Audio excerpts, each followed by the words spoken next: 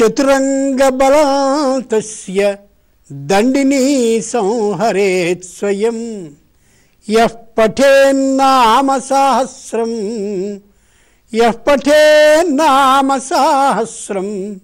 షణ్మాసం భక్తి సంయుత చతురంగ బలం తస్య దండినీ సంహరేత్ స్వయం. వరుసగా ఒక్కొక్క జాతికి సంబంధించిన ప్రయోజనాన్ని కూడా చెప్తున్నాడు హయగ్రీవుడు అగస్త్యుడికి.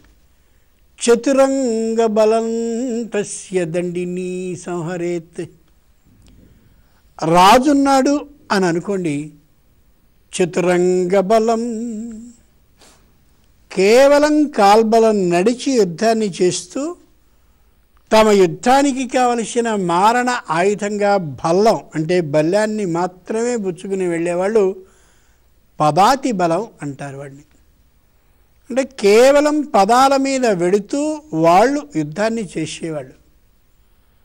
దాని మీదిది అంటే దానికంటే పై స్థానంలో ఉండేది, అంటే వీళ్ళ నెత్తి మీద ఎక్కి వెళ్ళేదనే కాదు, ఇంతకంటే కాస్త పైది అది అశ్వబలం. వేగంగా యుద్ధంలో వెళ్ళేటటువంటి విధానానికి కావలసింది అశ్వబలం. గుర్రం మీద ఎక్కున్నటువంటి అతను మారణ ఆయుధాన్ని పుచ్చుకుని యుద్ధంలో అలా తిరుగుతూ గుర్రం మీద కూర్చుని యుద్ధాన్ని చేస్తూ సంహరించడం అనేది అది అశ్వబలం. దాన్నే ఆశ్విక బలం అంటారు. ఆ మూడవది గజబలం.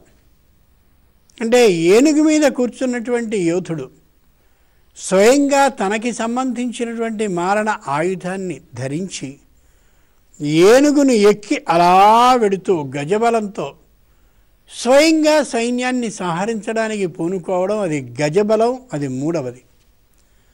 నాలుగవది రథబలం. రథంలో ఆయుధాలన్నిటినీ సిద్ధం చేసుకున్నటువంటి యోధుడు ఏ సందర్భంలో ఏ శస్త్రం వాడాలో ఏ అస్త్రాన్ని వాడాలో ఓ నిర్ణయాన్ని చేసుకుని ఆ శస్త్రాలని అలాగే శస్త్రాలని అస్త్రాలుగా మార్చేందుకు కావలసిన మంత్రాలని బుద్ధిలో జాగ్రత్తగా అభ్యసించుకుని పునః వాటిని ఒకసారి తిరిగి అనుకుని అప్పుడు యుద్ధానికి వెళ్ళడం ఏదుందో అది రథంలో బయలుదేరి అది రథబలం. అస్త్రం వేరు, శస్త్రం వేరు. శస్త్రం అంటే కేవలం వ్యక్తిని చంపడానికి వాడేటటువంటి ఆయుధం శస్త్రం. ఆ శస్త్రాన్ని పుచ్చుకుని దానికి సరిపోయినటువంటి మంత్రశక్తిని జపించి ఆ మంత్రశక్తిని జపించిన దాని ద్వారా వచ్చిన దాన్ని ఆ శస్త్రంలో నింపి ప్రయోగిస్తే ఆ శస్త్రం అస్త్రం అవుతుంది. అంచేతటువంటి శస్త్రాలని ఏ శస్త్రాలని మంత్రజపాన్ని నింపి అస్త్రంగా ప్రయోగించాలో అదిగో ఆ మంత్రాన్ని ఇటు భౌతికంగా అటు బుద్ధిపరంగా కూడా నిలువ చేసుకుని రథం మీద ప్రయాణించి యుద్ధాన్ని చేయడానికి వెళ్ళేటటువంటి యోధుడు అది ఆయన రథబలం మీద వెళ్ళేటటువంటి వాడు. ఇలా 4 బలాలు: చతురంగ బలం, పదాతి బలం, అశ్వబలం, గజబలం, రథబలం. చతురంగ బలం తస్య దండినీ సంహరేత్ స్వయం. ఇంతటి 4 బలాలు కలిగినటువంటి యోధుడినైనా సరే సంహరేత్ స్వయం. ధైర్యంగా దండినినే పేరు కలిగిన అమ్మకు సంబంధించిన సేవకురాలు యథార్థంగా వధించేస్తుంది మొత్తం ఈ చతురంగ బల సైన్యాన్ని. ఎప్పుడు, ఏ విషయంలో, ఎలా? లలితానామ సహస్రం. లలితానామ సహస్రాలని షణ్మాసం భక్తి సంయుత. 6 నెలలు యథార్థంగా ఒకే ఒక ఆసనంలో కూర్చుని ఎవరైతే జపాన్ని చేస్తారో ఆ చేసినటువంటి సందర్భంలో వ్యతిరేక పక్షం నుంచి వచ్చినటువంటి వ్యక్తి యొక్క చతురంగ బల సైన్యాన్ని కూడా నిర్దాక్షిణ్యంగా వధిస్తుంది. అమ్మవారికి సంబంధించిన దండిని అనే పేరు కలిగినటువంటి సేనానాయిక సంహరిస్తుంది. ఇది శ్లోకం యొక్క పై అర్థం. అమ్మవారు ఎంత ఉత్తమురాలు అంటే స్త్రీ యొక్క శక్తిని లోకానికి అందించిన చెప్పినటువంటి ఉత్తమురాలు ఆవిడే.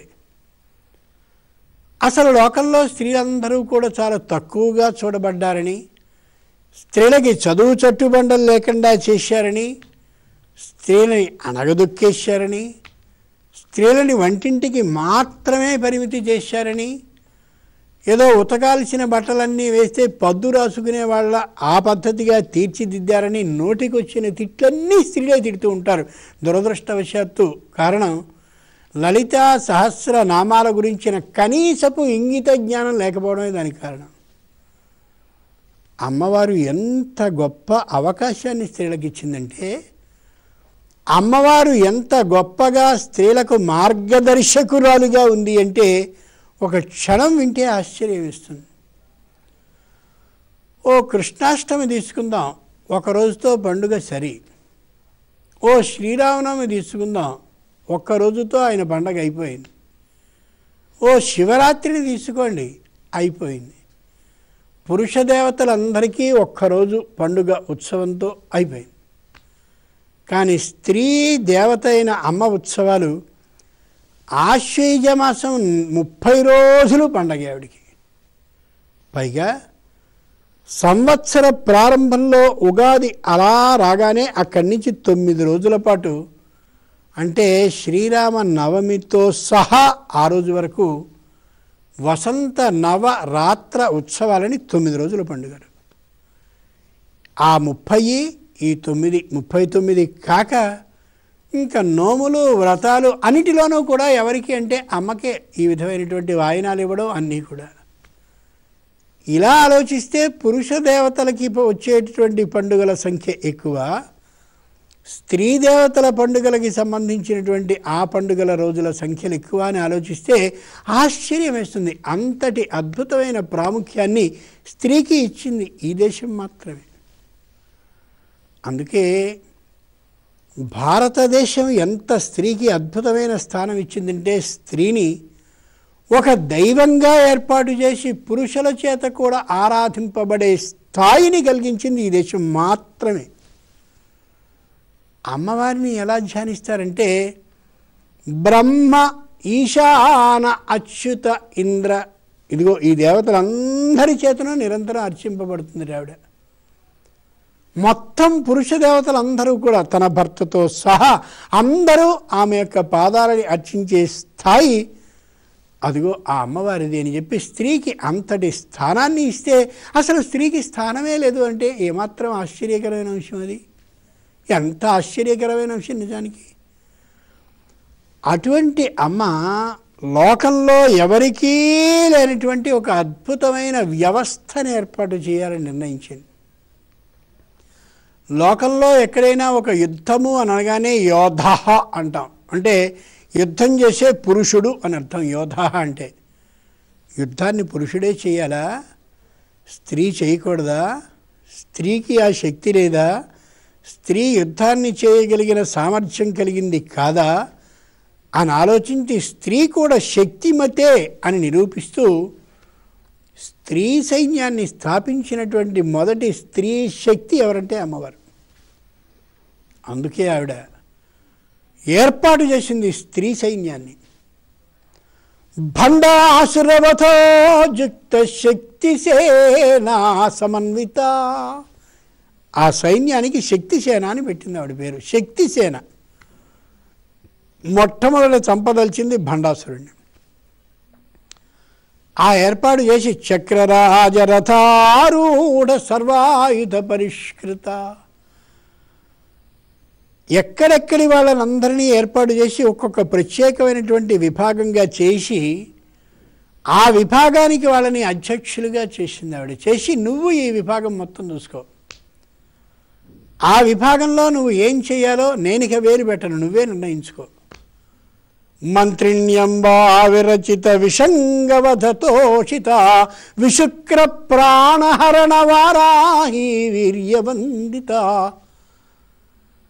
ఎవరెవరు చంపాలో కూడా వాళ్ళకి వాళ్ళు నిర్ణయం చేసుకునేలా అన్ని ఏర్పాట్లు చేసేసింది ఆవిడ. తన రథం వెడుతూ ఉంటే ఇటుపక్క అటుపక్క ఎవరుండాలో, ముందు ఏ రథం ఉండాలో, వెనక ఏ రథం ఉండాలో, ఏ రథంలో ఏ ఆయుధాలు ఉండాలో, ఆయుధాలతో పాటు ఏ ఏ స్త్రీలు స్వయంగా ఆయుధధారిణులుగా ఉండాలో అన్నిటినీ ఒక అద్భుతమైన సైన్య వ్యవస్థని ఏర్పాటు చేసిన ఉత్తమురాలు అమ్మ. యుద్ధానికి కదిలి వెళ్ళే తనాన్ని ఏర్పాటు చేసింది అమ్మ. మధ్యలో శక్తి చాలకపోయినటువంటి సందర్భంలో కరాంగుళినకోత్పన్న నారాయణ దశాకృతి ఆలోచించి వెంటనే ఆ మహావిష్ణువు యొక్క 10 రూపాలని తన యొక్క వేలి యొక్క అంగుళి గోటితో స్వయంగా సృష్టి చేసింది ఆవిడ. అంతేకాదు, కామేశ్వర ముఖాలోక కల్పిత శ్రీ గణేశ్వర, శంకరుని చూసి గణేశ్వరుని సృష్టి చేసింది. ఎవరెవరు ఎప్పుడు యుద్ధానికి అవసరమని అనిపిస్తే వాళ్ళని యుద్ధానికి కావలసినటువంటి వాళ్ళని స్వయంగా ఏర్పాటు చేసింది ఆవిడ. ఇంతేకాదు, హరనేత్రాగ్ని సందగ్ధ కామ సంజీవన ఔషధి, శంకరుడంతటి వాడు స్వయంగా మన్మథుణ్ణి భస్మం చేస్తే భస్మం చేసిన మన్మథుణ్ణి తిరిగి బ్రతికించగలిగింది ఆవిడ. ఇట్లాంటి అసాధ్యము దుస్సాధ్యమైనటువంటి అంశాలని సాధ్యం చేస్తూ ఉండేటటువంటి తల్లి, స్త్రీ శక్తి లోకానికి పరిచయం చేసినటువంటి తల్లి అమ్మవారు. ఇదంతా ఎందుకు?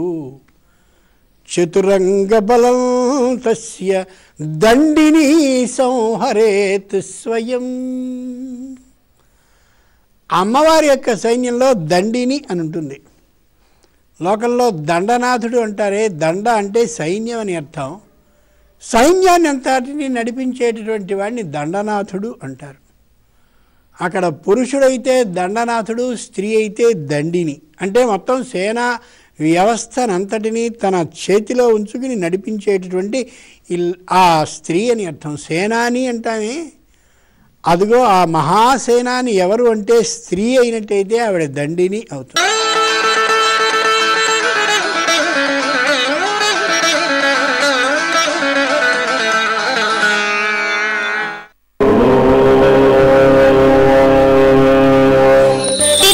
నక్షత్రాల కాలచక్రం పర్వదినాల విశిష్టతను వివరించే శుభదినం. శుభాశుభాలను తెలియచేసే రాశిఫలం, విశేష ఫలితాలనిచ్చే మంత్రబలం, దైవ చింతన నింపే భక్తి గీతం, ఆధ్యాత్మిక భక్తి తరంగం అర్చన. ప్రతిరోజు ఉదయం 7 గంటలకు మీ భక్తి టీవీలో.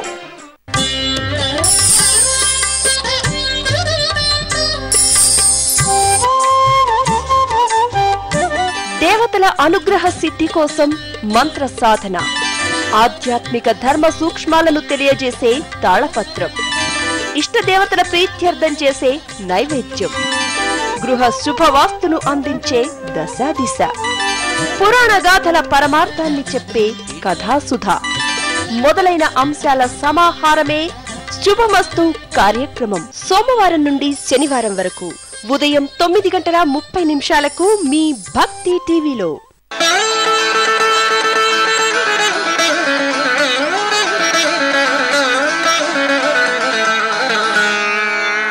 చతురంగ బలాతస్య దండిని సంహరేత్ స్వయం. ఏ లలితా సహస్రనామాలని స్వయంగా నిరంతరం జపించేటటువంటి భక్తి తత్పరత ఉన్నటువంటి వ్యక్తి షణ్మాసం భక్తి సంయుత. షణ్మాసం అంటే 6 నెలలు అని అర్థం కాదు. మాసానాం షణ్ణాం సమాహార షణ్మాసం అని. అంటే ఏ చైత్రంలోనో 1 నెల, ఏ భాద్రపదంలోనో 1 నెల, ఏ మాఘంలోనో 1 నెల, అలా మధ్య మధ్య వ్యవధానాలు ఖాళీ ఉంటూ సంవత్సరం మొత్తం మీద 6 నెలలని కాదు అర్థం.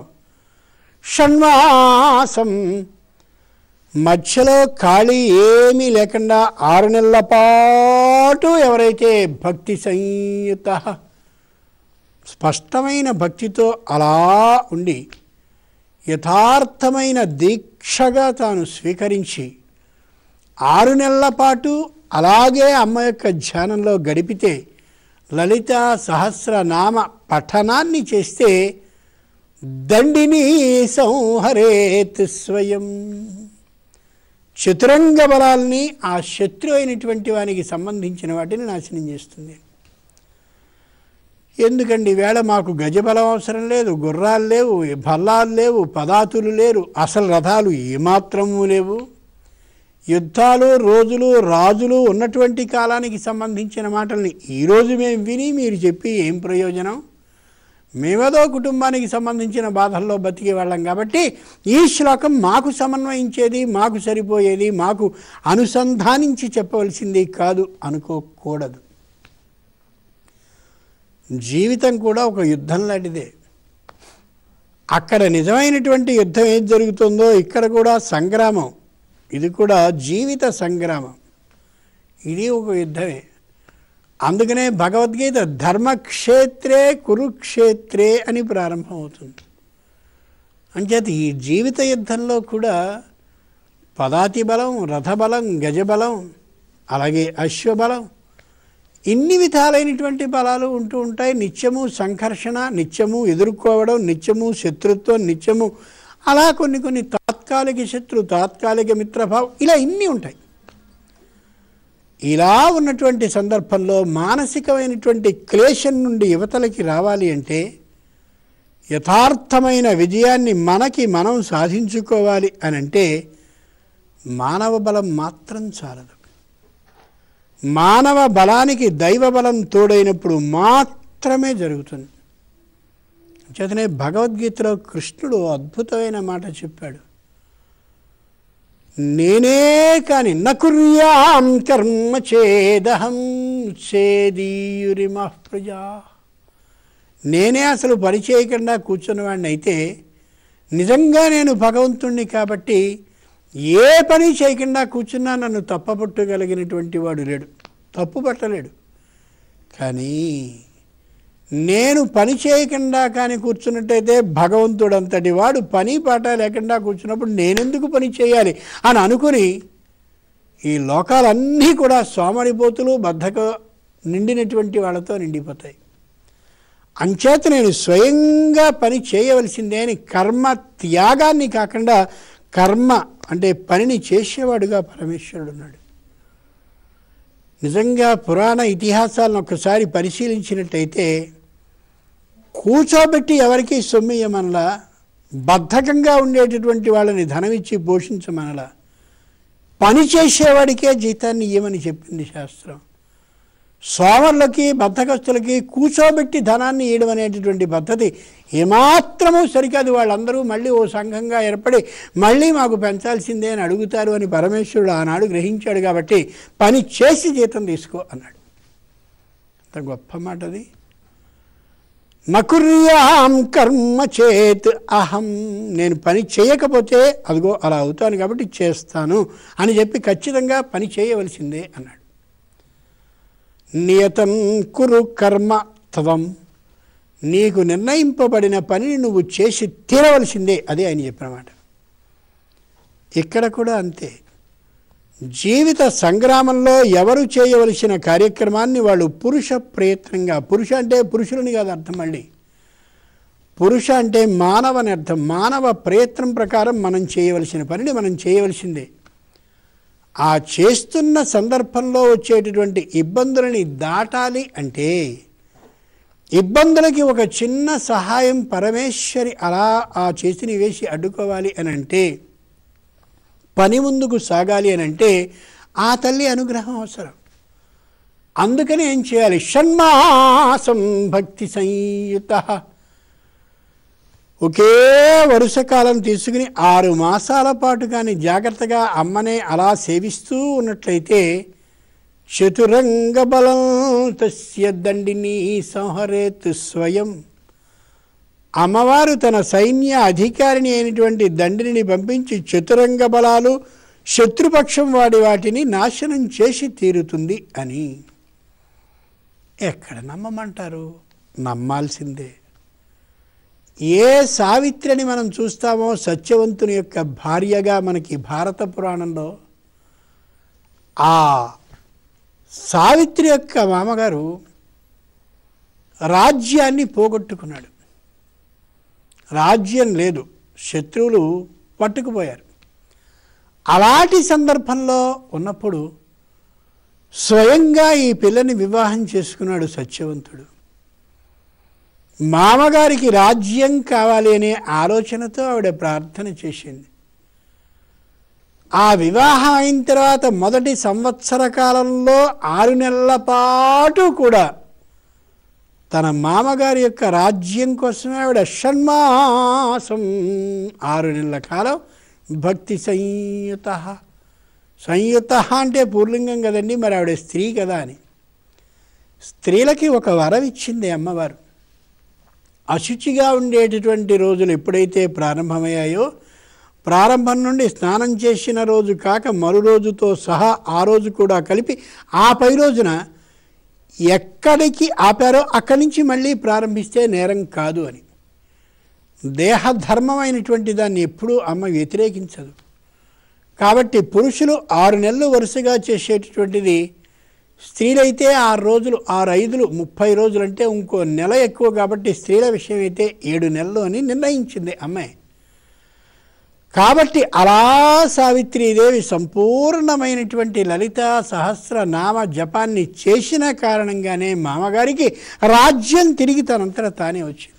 దండిని సంహరేత్ స్వయం. భారత పురాణం మనకి చెప్తోంది ఈ రహస్యాన్ని. వ్యాసుడు చెప్పాడు ఈ యథార్థాన్ని.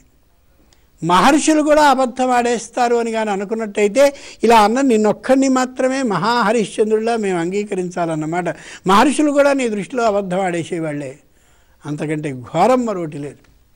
కాబట్టి గమనించుకోవాలి, ఏ వ్యాసుడు చెప్పాడో, ఏ హయగ్రీవుడు మళ్ళీ అగస్త్యునికి తెలియచేస్తున్నాడో, ఈ అంశం ప్రకారం షణ్మాసం ఎక్కడా వ్యవధి లేకుండా ఈ 6 నెలల కాలం పాటు అమ్మవారి యొక్క జపాన్నే చేస్తూ ఉంటే, మన మీద వ్యతిరేకించదలిచినటువంటి వాడు, ప్రతిపక్షి అయినటువంటి వాడు 4 విధాలైనటువంటి ధోరణులతో మన మీదకి యుద్ధానికి వచ్చినా మన యొక్క ఆ రక్షణ విషయాన్ని అమ్మే బాధ్యత వహించి చేసి అక్కడి నుంచి కష్టం రాకుండా ఉండేలా చేస్తుంది అనేది దీంట్లో హయగ్రీవుడు అగస్త్యునికి చెప్తున్న సత్యం. ఆ రాజైనటువంటి వాడికి చతురంగ బలాలు మనకి జీవిత సంగ్రామంలో వచ్చే 4 విధాలైనటువంటి కష్టాలు ఏముంటాయో ఆ కష్టాలని తొలగించేదని. అందుకనే లోకంలో తెలుగులో మాట అంటారు, 4 వైపుల నుంచి ఆపదలు చుట్టుకొచ్చాయిరా, ఏం చేయమంటావు అని. 4 వైపుల నుంచి అని. అదిగో ఆ 4 జీవిత సంగ్రామానికి సంబంధించినటువంటిది అని అర్థం. ఈ కారణంగా హయగ్రీవుడు అగస్త్యునికి చెప్పేది ఏమిటంటే, నేను కష్టాల్లో మగ్గుతున్నాను, కష్టాల్లో ఉన్నాను, కష్టం దాటలేకపోతున్నాను అని అంటున్నావు అంటే అమ్మవారి విషయంలో భక్తి సంయుత విధానం లేకుండా ఉన్నావని, చేయవలసినంత జపాన్ని చేయడం లేదని, యథార్థమైన భక్తి లోపించుతున్న కారణంగా, నిష్ఠ నియమంతో అమ్మని ఆరాధించని కారణంగా కష్టాల్లో మగ్గుతున్నావని నిన్ను నువ్వుగా అర్థం చేసుకోవాలని చెప్తోంది అని అర్థం. ఆ కారణంగా ఇక్కడి నుంచైనా సరే ఒక దీక్షని ప్రారంభించి 6 నెలల పాటు అమ్మ యొక్క నామ సహస్ర జపాన్ని చేస్తూ ప్రేక్షకులైనటువంటి వాళ్ళు భక్తి తత్పరతతో అమ్మ సేవని చేసి కష్టాల నుండి దాటి 4 వైపుల నుంచి వచ్చేటటువంటి కష్టాలని తొలగించుకోవలసిందిగా మనకి హయగ్రీవుడు అగస్త్యునికి చెప్తున్న వంకతో మనకి తెలియచేస్తున్నాడు.